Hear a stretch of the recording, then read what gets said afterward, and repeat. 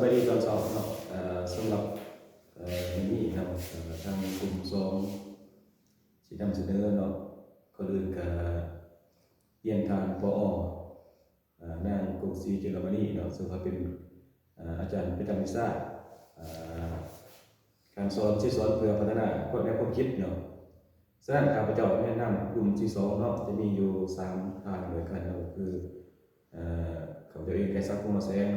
อาจารย์ชิดเบื้องแล้วก็นักบ้านพิมพ์มาจับเนาะจะมานำเสนอหัวข้อเกี่ยวกับการคิดวิเคราะห์เนาะฉะนั้นเพื่อประหยัดเวลาเนาะขออนุญาตนำเข้าสู่เนื้อในที่เรียนเลยเนาะเอาเป็นมาเข้าสู่ข้อที่1เนาะหัวข้อที่1ความหมายของการคิดวิเคราะห์เนาะในนี้การคิดวิเคราะห์เป็นกระบวนการที่ว่าคิดเป็นระบบนั่นแหละเนาะมีเหตุผลแล้วก็มีจุดประสงค์เพื่อเข้าใจปัญหาเนาะแล้วข้อมูลหรือว่าสถานการณ์ในหนึ่งที่ว่าเลิกซึ้งเนาะโดยการแยกเนาะจริงเราดังนั้นออกเป็นภาคส่วนย่อยๆเนาะเพื่อศึกษาความสัมพันธ์และการสอบหาปัญหาต่อเนาะในการคิดวิเคราะห์นี้กับโบราณเนี่ยก็เราดำเนินชีวิตประจำวันเนาะคือสมมติเนี่ยก่อนเช่นยังต้องมีการวิเคราะห์ก่อนว่าเขาเช่นอะไรก่อนเนาะถ้าเช่นอะไรน้ำหลังเป็นขั้นเป็นตอนไปวันซะเนาะอันนี้ก่อนอันนี้สะโพกอะไรอาจจะสำคัญจำเป็นต้องคิดวิเคราะห์ไงแต่คุณกลัวทางแนวแต่เนาะขนาดนั้นถ้ามาเขาบนข้อสองจุดประสงค์หลักเนาะในจุดประสงค์หลักนี้เขาต้องระบุเหตุผลก่อนเนาะเขาสอบหาหักเราที่ว่าแท้จริงของปัญหาก่อนเนาะปัญหาก่อนมันมาจากใช้เริ่มมาจากใจเนาะมันเกี่ยวกับอย่างเนาะอันนี้เป็นสอบหาระบุปัญหาก่อนเนาะหลังจากนั้นจะประเมินข้อมูลเนาะในการประเมินข้อมูลนี่ก็คือตีความหมายแล้วก็ตรวจสอบความถูกต้องของข้อมูลเนาะว่าเหตุแบบใดข้อมูลตัวนี้มันมีส่วนเกี่ยวข้องยังไงบ้างซะเนาะแล้วก็สร้างข้อสรุปมาเนาะในการสรุปนี่ไปสู่ข้อสรุปนี่มันว่าถือตัดสินใจที่ว่าสมเหตุสมผลนั่นแหละเนาะเลยเป็นหลักฐานอ้างอิงเนาะอันนี้กระบวนการนี้ก็มาที่เหตุผลวิทยาผลเนาะมันก็มีโจทย์มีต้นเหตุของมันมีข้อมูลต่างเก็บข้อมูลไว้ซะเนาะอันนี้เป็นสรุปเนาะบัดนี้มาข้อที่3เนาะแม่นทักษะหรือว่าสิ่งที่ประกอบตามเป็นการคิดหรือวิเคราะห์นั่นแหละเนาะในนี้เนาะในข้อ3นี้มันจะมีอยู่5ทักษะด้วยกันเนาะและโดยที่ว่าใน5ทักษะที่มีเนื้อในละเอียดของมันต่างหากเนาะในนี้มาเข้าสู่ทักษะอันนึงเราเป็นการสังเกตเนาะก่อนอื่นหมดนี่นะเนาะก่อนที่มีข้อมูลอย่างแล้วแต่เนาะก็ต้องมีการสังเกตก่อนเนาะสังเกตเหตุการณ์เนี่ยว่าซะเนาะนึกว่ามันเก็บกับข้อมูลอย่างตั้งใจนั่นแหละเนาะทางรายละเอียดชัดเจนแล้วก็ที่ว่าเสื่อมไปแล้วว่าซะเนาะถ้าต้องสังเกตมันให้มันชัดเจนก่อนว่าจะให้มันเพื่อเขาจะเก็บข้อมูลนั้นเนาะตั้งใจเก็บว่าซะเนาะประเด็นเป็นการจัดระเบียบอันนี้เนาะการจัดระเบียบคือการจัดกลุ่มจัดเรียงเนาะจัดประเภทข้อมูลเพื่อมีความสัมพันธ์ต่างๆนั่นแหละเนาะที่มันเกี่ยวพันกับหัวข้อนั้นเนาะแล้วต่อมาเป็นการตั้งคำถามเนาะตั้งคำถามเช่นว่าเป็นอย่างแนวใดบ่หรือว่าเฮ็ดแนวใดจริงๆให้มันเกิดขึ้นแล้วว่าซะเนาะจริงๆให้มีความสัมพันธ์ยังเกิดขึ้นนะเนาะแล้วที่3เป็นการตีความหมายเนาะเข้าใจความหมายที่แท้จริงของข้อมูลนั่นแหละว่าซะเนาะแล้วก็ตัวเลขต่างๆอันตัวตีความหมายก็เป็นสำคัญเหมือนกันตัวตีความหมายที่เฮ็ดแนวใดเพื่อให้ข้อมูลดังกล่าวนะเนาะมันมีการแสดงข้อมูลตัวเลขมาต่างๆนั้นเนาะแล้วที่3เป็นการสรุปเหตุผลเนาะอันนี้เป็นการสร้างผลเชื่อมโยงระหว่างการค้นพบต่างๆเนาะอันนี้เป็นการสรุปหลังจากข้อมูลที่มาเบิดแล้วมาสรุปเหตุผลว่าตัวนี้มันออกมาแบบใดเนาะเพื่อให้ค้นพบปัญหาที่เฮาค้นคว้ามาเนาะก็สำหรับว่าวันนี้เนาะท่านข้าพเจ้านำเสนอใน3ข้อนี้ก็เพียงเท่านี้เนาะแสดงเพื่ออยากให้บทฮ้อนมีเนื้อรายละเอียดต่อไปก็เชิญทางสมาชิกในกลุ่มเนาะก็คืออาจารย์ชี้เฟื่องรองอาจารย์เนาะสืบต่อใจเขาชื่อข้อที่4เนาะข้อที่4ก็มีความสำคัญด้วยกันก็คือขั้นตอนในการคิดวิเคราะห์เนาะขั้นตอนที่1ก็คือการกำหนดปัญหา เนาะให้ระบุอย่างชัดเจนเนาะถูกต้องว่ากำลังวิเคราะห์ถึงหยังเนาะและอันที่2เป็นว่าขั้นตอนที่2แม่นรวบรวมข้อมูลที่เกี่ยวข้องเนาะและน่าเชื่อถือได้เนาะมีแหล่งที่มาที่ไปต่างๆเนาะ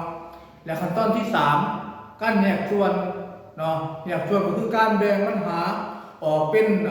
ภาคส่วนย่อยๆเพื่อคิดช้าแต่ละภาคส่วนให้ละเอียดขึ้นเนาะและขั้นตอนที่4เป็นว่าการนำใจเครื่องมือนะการนำใจเครื่องมือเช่นว่าการวิเคราะห์แบบเซาส่วนแล้วก็หรือว่าไฟวายเนาะไฟวายเพื่อสอบหาความสัมพันธ์ในรูปแบบต่างๆเนาะและอันที่หรือว่าขั้นตอนที่คือการสร้างข้อสรุปและวิธีการแก้ไขเนาะก็คือสรุปผลได้รับผลที่ได้พบพอหรือว่าการเสนอแนวทางแก้ไขที่ดีขึ้นให้ดีที่สุดเนาะให้มันเห็นว่ากระทัดรัดในวัตถุของเฮาตัวนี้เนาะหลังจากที่เฮาได้อ่านความหมายขั้นตอนเนาะ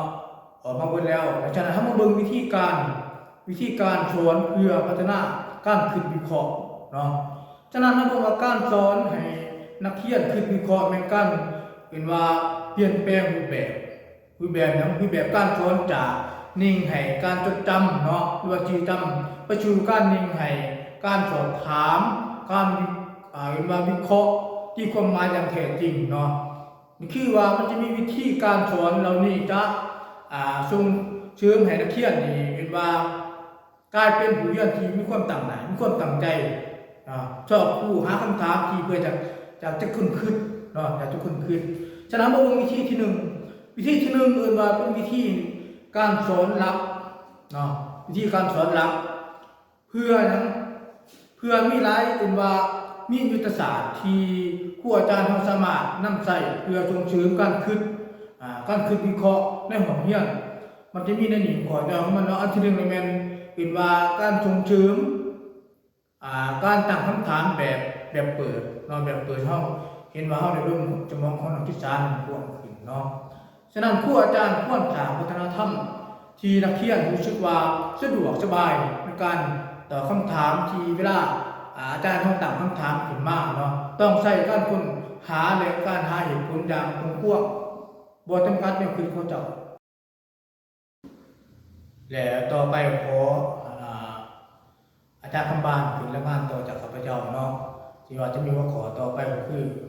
1 จำ 2เนาะก็คืออยู่ในวิธีการสอนฉะนั้นอาจารย์คำบานขึ้นสืบต่อในการรายงานต่อเนาะสบายดีอาจารย์เนาะมื้อนี้กลุ่ม2จะมานำข้าพเจ้าจะมานำเสนอต่อในกลุ่ม2เนาะในนี้ข้าพเจ้าจะมานำเสนอในกลุ่มในหัวข้อ1 จำ 2เนาะการเรียนรู้โดยยิงใส่ปัญหาตัวจริงเนาะการนำใส่สถานการณ์ในชีวิตจริงกรณีศึกษาหรือปัญหาที่กำลังเกิดขึ้นมาเป็นจุดเริ่มต้นของบทเรียนนักเรียนจะต้องได้นำใส่ความรู้ของตนมาแยกแยะมาวิเคราะห์แล้วก็มาเสนอวิธีแก้ไขตัวอย่างมันการเสนอปัญหาสิ่งแวดล้อมในชุมชนเช่นว่ามลพิษพลาสติกแล้วก็ให้นักเรียนพัฒนายุทธศาสตร์เพื่อแก้ไขปัญหานั้นพร้อมทางพิจารณาทางสาเหตุและผลกระทบ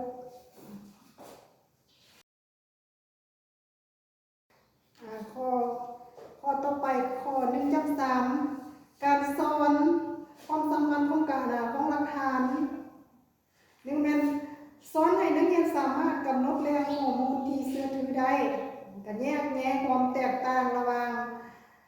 ข้อเท็จจริงและความคิดเห็นและก็เรียนรู้วิธีนำใช้หลักฐานเพื่อยั่งยืนข้อโต้แย้งของตนนั้นเนาะ2แม่นให้นักเรียนค้นคว้าข้อมูลเกี่ยวกับหัวข้อใดหนึ่งแล้วให้พวกเขานำเสนอผลการค้นคว้าโดยต้องสนองหลักฐานจากแหล่งที่น่าเชื่อถือมาสนับสนุน ให้พวกเขาเจ้าฝ่ายข้อ1.4การเฮ็ดเวียกเป็นกลุ่มวิเคราะห์การเฮ็ดเวียกเป็นกลุ่มวิเคราะห์ร่วมกันนี่ก็เป็นวิธีที่ดีเลิศเพื่อฝึกการวิเคราะห์นักเรียนจะได้แลกเปลี่ยนบทเรียนที่หลากหลายทบเทียงกันและก็ร่วมมือกันวิเคราะห์ข้อมูลและก็สร้างรวมเป็นปัญหาออกมาเนาะ2รูปแบบการเรียนสนับสนุนการคิดวิเคราะห์นอกจากยุทธศาสตร์ทางทุนแล้ว ยังมีรูปแบบการเรียนที่ได้รับยืนยันได้รับการยั่งยืนว่ามีประสิทธิภาพในการพัฒนาการคิดวิเคราะห์รูปแบบการสอนส่วนแบบมีคู่มือเนาะเน้นการกำหนดปัญหาสร้างสมมติฐานเก็บกำข้อมูลและก็สรุปผลด้วยตนเองแล้วก็รูปแบบการสืบสวนเป็นกลุ่มให้นักเรียนสำรวจปัญหาโดยการเฮ็ดเวียกเป็นกลุ่มร่วมกัน